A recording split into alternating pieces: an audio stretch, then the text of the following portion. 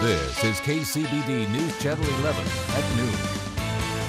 Good afternoon, and thank you so much for joining us. I'm Shaley Sanders. Early voting begins today for the November 6th general and special elections.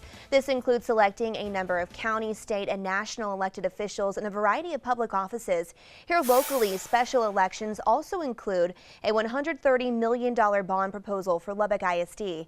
Lubbock County voters will also decide on raising the rental vehicle and hotel occupancy tax to fund a multi-purpose arena. Details on those two ballot items can be found at KCBD.com or our app by using the search bar. We also have links on the homepage to sample ballots and early voting locations and times. Early voting ends on November 2nd. The last day to apply for ballot by mail is October 26th.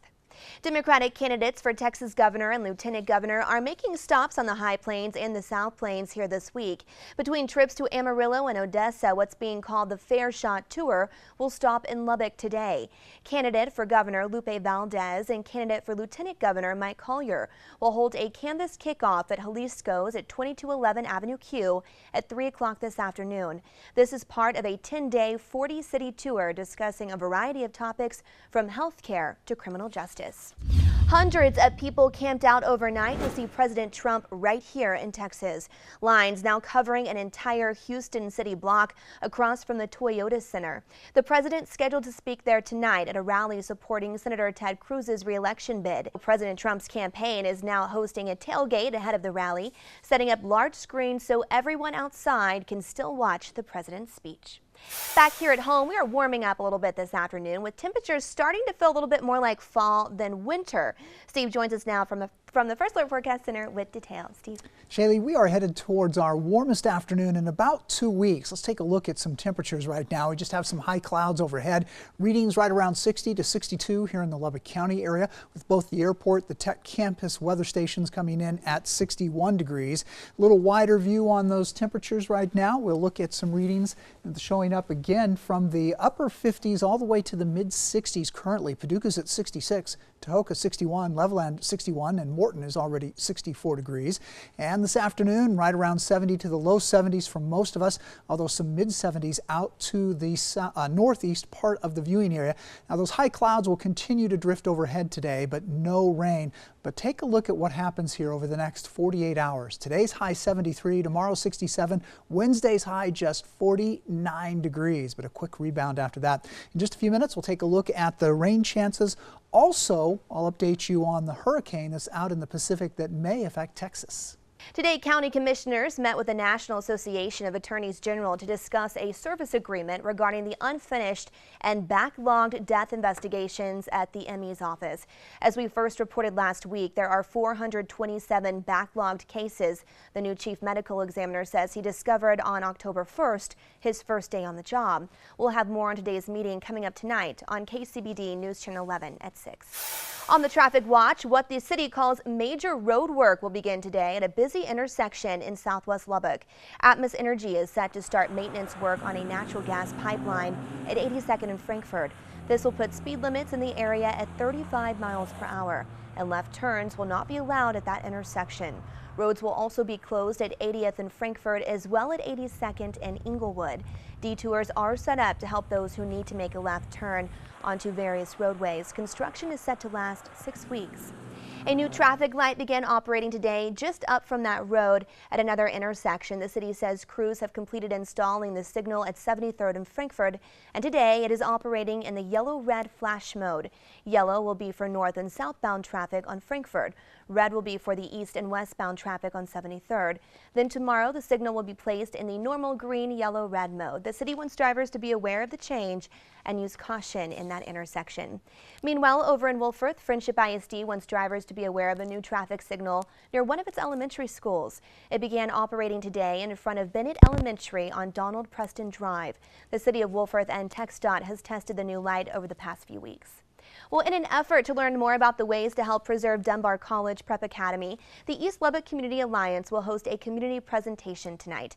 The Alliance says the information will be provided by Responsive Ed, a Texas charter school system. In accordance to the Alliance, the Texas Education Agency is requiring Lubbock ISD to make changes to Dunbar because of its yearly failure to meet standards set by the state.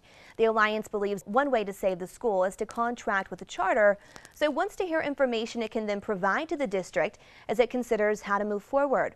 The presentation is tonight at 6 o'clock at George Wood Star Institute. That's at 517 North Zenith. And tonight, a public education rally will take place at the Cactus Theater to allow local candidates for elected office to discuss the topic. Among those in attendance will be Democratic Texas House District 83 candidate Drew Landry, Democratic U.S. House candidate 19 Miguel Navarro, and Republican primary challenger to Lieutenant Governor Dan Patrick Scott Mulder. Landry's campaign office says other local leaders in public education will be there as well. The rally runs from 6 until 9. Texas troopers will ride in or follow some school buses this week in an effort to make sure other drivers are obeying traffic laws related to transporting students. DPS says the effort is part of the National School Bus Safety Week, which runs today through Friday. The Texas Education Agency reports more than 43,000 buses take about 1.6 million children to school each day across the state. It's illegal to pass a school bus that is stopped and operating a visual signal, either flashing red lights or stop sign. Violators could face fines of up to $1,200. DPS figures show Texas troopers since 2017 have issued more than 1,300 tickets and 685 warnings for passing a stopped school bus. NBC's Kira Simmons reports from Australia as Britain's Prince Harry and his wife Meghan Markle continue their royal tour of the Pacific. The latest on that still to come. And we'll check in on a hurricane still over the Pacific that's already affecting the Lone Star State. But first, teens, with the help of retailers, are finding clever ways to hide drugs in plain sight. NBC's Jeff Rawson shows parents some of the tricks they should be aware of. Parent alert, your teens could be hiding drugs right under your nose, and some companies are even manufacturing products that make it easier for them to trick you. So, do you think you'd be able to spot drugs in your kid's room? NBC's Jeff Rawson hiding real drugs in a real teenager's bedroom. Can you spot the pot? Now, in case you were wondering, Jeff and his crew threw out all the drugs after the shoot, and the segment was actually taped in Colorado, where marijuana is legal under state law. And by the way, parents, there's another layer of protection too. At-home drug tests are readily available to use on your kids. They're pretty cheap, around $10 at the drugstore, like First Check or Easy at Home. At the very least, it's a good deterrent. This is the First Alert Forecast with Steve Devine. I want to start with a close-up look, high-resolution look at Hurricane Willa, spelled like Willa, but it's Willa. And there is that eye right there. This is a major, major hurricane. It is a Category 5 storm right now. And you see the well-defined eye. Here's the west coast of Mexico, way up there. So what we have right now are some high clouds actually drifting our way from that storm. Let's take a look outside right now with our with a time lapse from our tower cam, and we're looking to the northwest. So this cloud cover that you see here is tracking from the southwest to the northeast, and again, some of this is courtesy of that hurricane, that moisture already being thrown towards the Lone Star State at this point. The airport reporting partly cloudy. 61, a little bit of a breeze right now, 15 miles per hour. I don't expect it to get any stronger today. Plainview Airport right now at 62 degrees, also that breeze. Should let up a little bit as we head into the evening hours. Afternoon high temperatures, it's been 2 weeks since we got up into the low 70s, and that's about where I expect us to top out this afternoon here. May see some mid 70s out to the northeast. Those high clouds continue, no rain. Some high clouds tonight, but no rain. Overnight lows back in the 40s, although down to the out to the east, we'll likely see those low temperatures near 50 to the low 50s. So as we check in on this forecast, mentioned some high cloud cover coming our way. There's that moisture stream from Hurricane Willa, and there's that eye once again. Latest statistics on this storm, 160 mile-per-hour sustained winds, gusting to 195. It's tracking to the north, but it's going to curve towards the coast of Mexico, and likely late tomorrow, early afternoon, mid-afternoon, should make landfall a little bit to the south of Mazatlan right there. Probably is a Category 3 at that point. The remnants then track to the northeast, and this is a path that's likely to take them across at least South Texas, if not southeast Texas as well. So that area is going to see some additional rain. You see some rain already moving into the flood areas at this time. So on the satellite radar, some high clouds in place now as we go through the day. Just expecting to see some of that high cloud cover, especially off to the southeast. But as I mentioned, today, tonight, dry.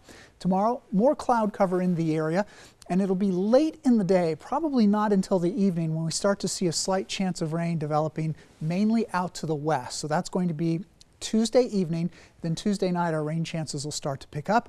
And right now, Wednesday is looking wet, chilly and gray, similar to that weather that we saw last week. Again, with the scattered rain showers, but I don't expect it to last very long. Looking at temperatures that'll rebound pretty quickly after Wednesday. It does look dry. Do want to remind you that coming up this Saturday is the Spooky Science Carnival. It's from 5 to 9 p.m. at the Science Spectrum. By the way, visit our website, kcbd.com, to enter for a chance to win tickets. Sounds good. Thanks so much, Steve. Well, Britain's Prince Harry and wife Meghan Markle continued their royal tour of Australia today with a reduced schedule for the pregnant Duchess. NBC's Kara Simmons reports from Australia. Stay with us. News Channel 11's New Notebook is next. The Lubbock Symphony Orchestra announces the 2018-2019 season, which includes a trunk or treat free family concert. David Cho is here with more on this Maestro Mash and another concert featuring a guest cellist just days before. So a busy few weeks left in October for you, right? Yes. On October 30th, we'll have a family concert with a Halloween theme. It's going to be at the Civic Center. 5:30, pre-concert activities, paint your face, bring your costumes, learn how to conduct, all the family fun events, followed by a concert. That's so exciting. And you're playing like Harry Potter and things like that, yeah, right? Superman and, you know, Alfred Hitchcock, those of you who remember those black and white, you know, TV series. And we're going to play all the famous tunes and movie music. Wonderful. And again, it's free. It's great for the whole family. And this is Tuesday, October 30th. Yes. But before, you're having a guest cellist here. Tell me a little bit more about that. Yes, we were just talking about this beautiful weather we've been having. Right. You know, it's so appropriate for the fall and autumn. We're going to play some romantic Brahms and Dvorak.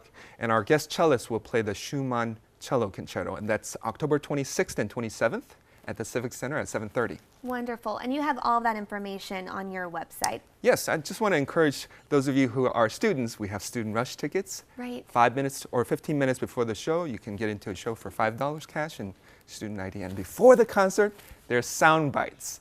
And my friend Clint Barrick and I will be talking about the concert and what you will hear and pay attention to, and with a gourmet dinner.